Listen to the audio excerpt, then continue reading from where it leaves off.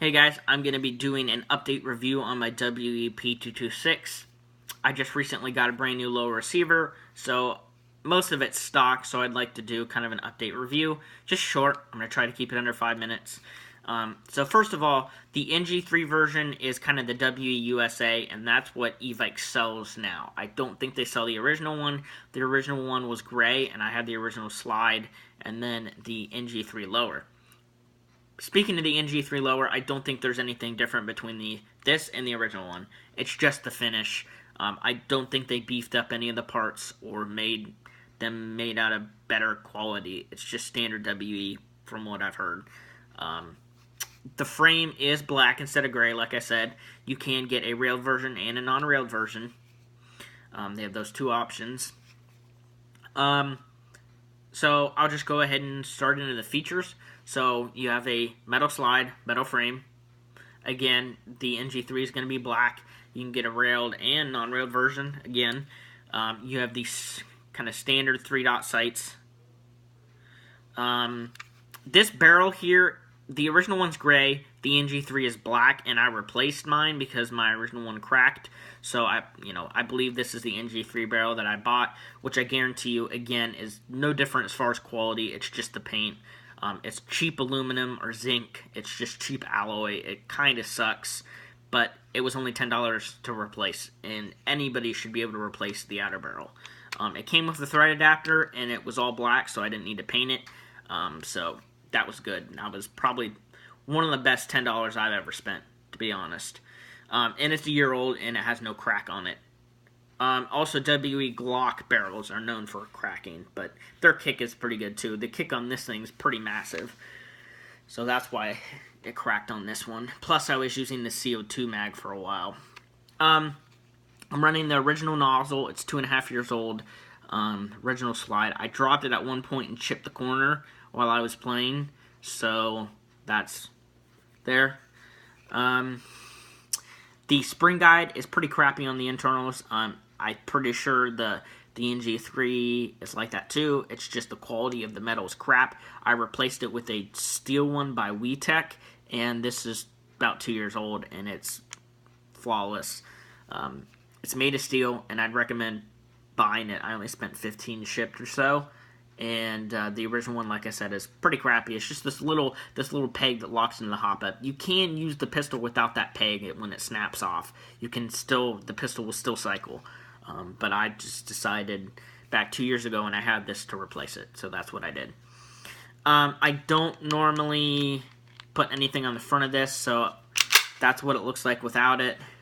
This is what it looks like with it. I normally just keep it on, but I don't put anything on the end.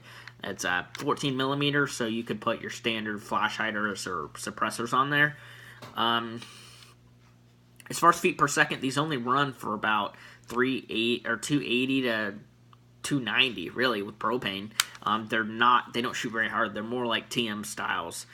They're not like KWAs. KWAs is one thing that's nice about them is they shoot harder. My KWA M9 shoots 310 with a 2.5.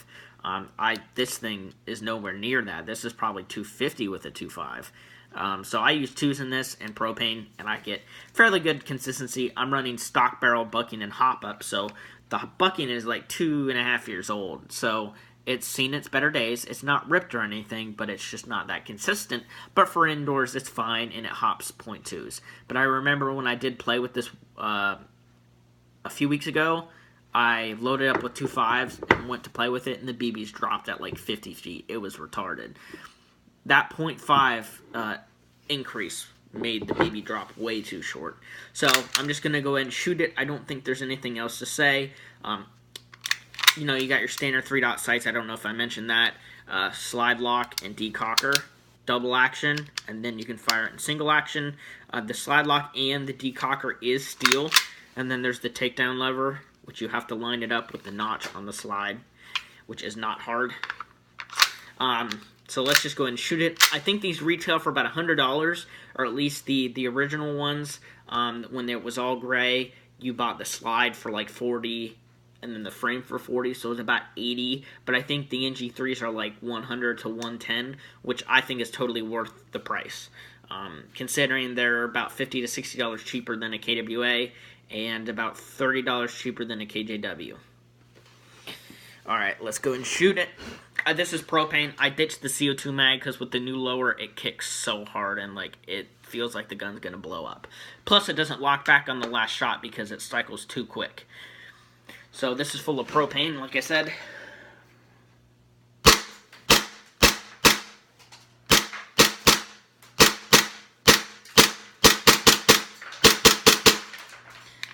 Okay, so kick is fantastic. As far as gas efficiency, not very good, but it has a heavy slide. The kick on this pistol is arguably better than the KJW and definitely better than the KWA. But when you have more kick, you're going to get less gas efficiency, really. Let's see if I can get a second mag out of it with a single mag of gas. Probably not, but I'll fill it up and finish it off.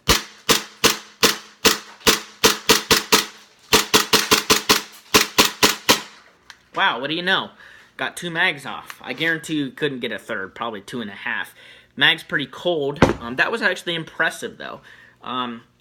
For such a huge slide, there's a huge spring in here. The recoil spring is pretty strong, and that came with the original 226. I do recommend this pistol. Great for the price. As far as feet per second, I wish it was a little higher, but it makes up for it in the kick. The kick is awesome. It sounds great too, like most gas blowback pistols, and it's very, very affordable. Again, I do recommend it. You might